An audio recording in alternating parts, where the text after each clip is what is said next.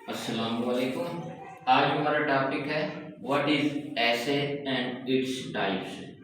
आज हम देखेंगे कि ऐसे होता क्या है और उसकी कौन कौन सी टाइप्स हैं और उनको कैसे कैसे राइट किया जाता है, कंपोज किया जाता है।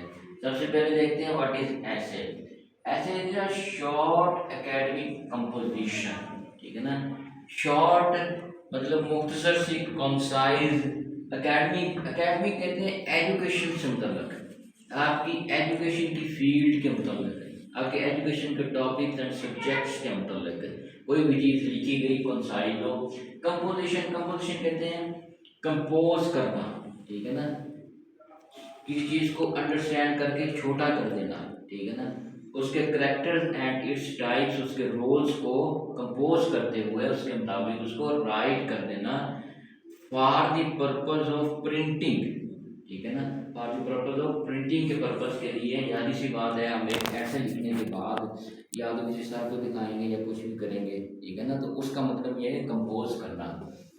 तो ऐसे जो है वो वर्ड ऐसे जो लिया गया है वो फ्रेंच वर्ड इसाए और एसेट से लिया गया है, ठीक है ना। जिसका मतलब है अटेम्प्ट एंड वेयर ट्राई।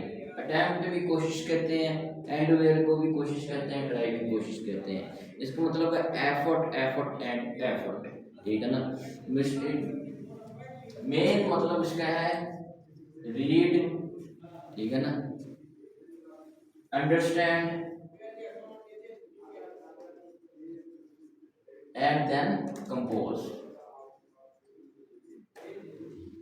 असल में मतलब ये है कि आप जिस टॉपिक के बारे में लिखना चाहते हैं पहले उसके बारे में रीड करें, उसको अंडरस्टैंड करें और फिर उसको कंपोज करें अपने ओपिनियंस शामिल करते हुए या अपनी इंफॉर्मेशन शामिल करते हुए कि आपने क्यों लिखा है, ठीक है ना। तो पहले भी तो किसी ने इस टॉपिक को लिखा होगा, तो यही वो चीज़ है कि read understand and compose. It is a non fiction writing, ठीक है ना। There is a two types of writing, ठीक है ना। One is a fiction and one is a non fiction. Fiction is called झूठी, फर्जी, ठीक है ना, टेम्परेरी, इमेजिनेटिव, ठीक है ना, जो हमारे तखयलात हमारे इमेजिनेशन पर मुश्तमिल हो, इंक्लूशन हो, ठीक है ना, उसको हम ब्यूटी कहते हैं, उसको फिक्शन कहते हैं। नॉन फिक्शन जो सच्चाई पर मबनी हो, ठीक है ना। तो ऐसे ऐसा राइटिंग है कि जो हमेशा के हमेशा हकाइक, फैक्ट्स एंड फिगर्स पर मबनी होगा, ठीक है ना, अथेंटिक इंफॉर्मेशन पर मबनी होगा। इसमें किसी किस्म की कोई फिक्शन चीज़ नहीं होगी, ठीक है ना। डिस्कस और टॉक ऑन टॉपिक्स, यानी कि हम किसी न किसी टॉपिक के बारे में डिस्कस कर रहे हैं, ये बात कर रहे हैं, ठीक है ना, उसको ऐसे कहते हैं। अब सबसे बड़ी प्रॉब्लम यही आती है एक स्टूडेंट के लिए कि उसको समझ नहीं आती कि वो ऐसे लिखे कहाँ से, कैसे लिखे, ठीक है ना। तो यही वो चीज़ है but it should be like, इसमें ये किस तरह का होना चाहिए, ठीक है ना, ये किस जैसा होना चाहिए, ठीक है ना। ये भी पीस ऑफ राइटिंग है। जाहिर सी बात है, पोइट्री होती है वो पोइट्री वर्ड्स की फॉर्म में लिखी जाती है, ड्रामा जो होता है वो डायलॉग की फॉर्म में लिखा जाता है, ठीक है ना। इसी तरह प्रोज जो होती है वो सेंटेंस की फॉर्म में लिखी जाती है। इसीलिए स्टूडेंट को यही प्रॉब्लम होता है कि ऐसे किस फॉर्म में लिखा जाए, ठीक है ना, तो किस जैसा होना चाहिए।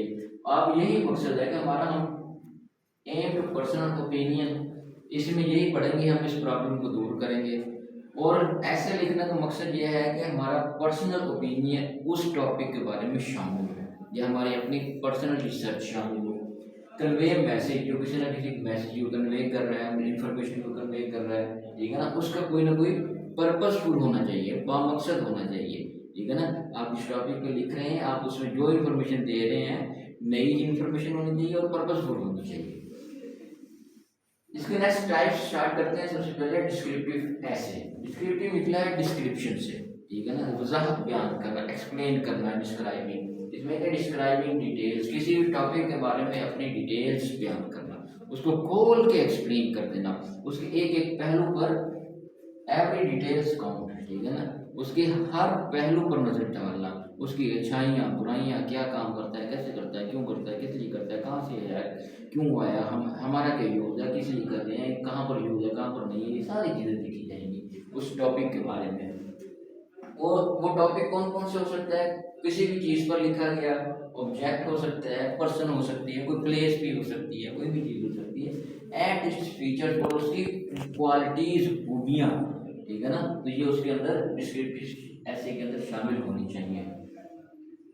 लुक उसके मतलब कि आप जो जिस चीज़ पर ऐसे लिख रहे हैं, ठीक है ना, वो जो भी चीज़ है, प्लेस है, कोई प्लेस है, खूबसूरत पहाड़ी है, या कोई भी जगह है देखने लायक है, कोई चश्मा है, ठीक है ना, कोई भी चीज़ हो सकती है, या फिर आप किसी ऑब्जेक्ट पर लिख रहे हैं, या कोई किसी काम पर लिख रहे हैं, किसी चीज़ के बारे में लिख रहे हैं, पर्सन्स के बारे में, उन सारी की चीज़ों में इसका मतलब ये है कि लोग स्मेल एंड वर्क से, यानी कि वो कैसा नजर आता है और उसकी काम करने की खूबी कैसी है और कौन सा काम करता है, अगर वो कोई ऑब्जेक्ट है उसकी स्मेल कैसी है, ठीक है ना। तो मैंने यानी कि हर पहलू पर उसको खोल के बयान करना, ये डिस्क्रिप्टिव ऐसे होता है।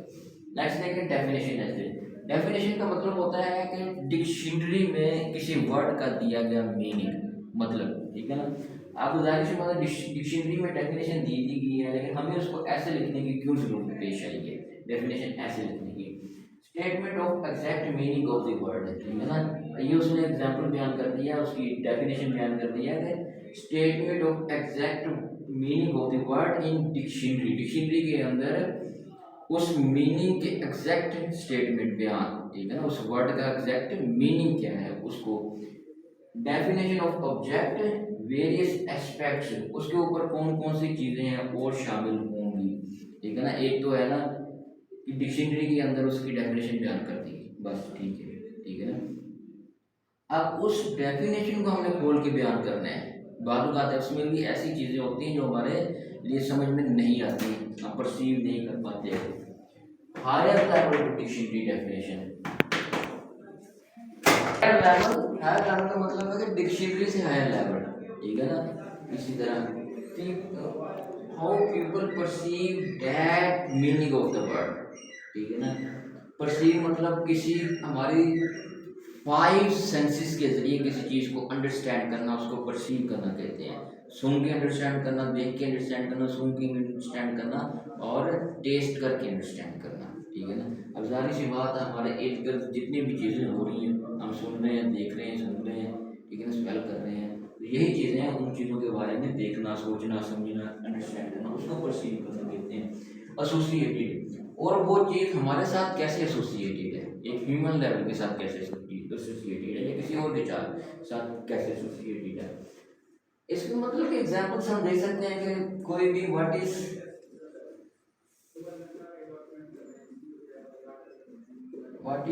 फेथ, ईमान क्या चीज़ है, ठीक है ना। अब फेथ जो ऐसा वर्ड है जिसकी डिक्शनरी में डेफिनेशन दी गई होगी, हमने उसी को डेफिनेशन को खोल के बयान करना है, वो डेफिनेशन ऐसे हो जाएगी। व्हाट इज ब्यूटी, ठीक है ना, कोई भी चीज़ हो सकती है। व्हाट इज वाईफाई, ठीक है ना। तो उसी तरह की चीज़ें इस तरह की जो होती हैं वो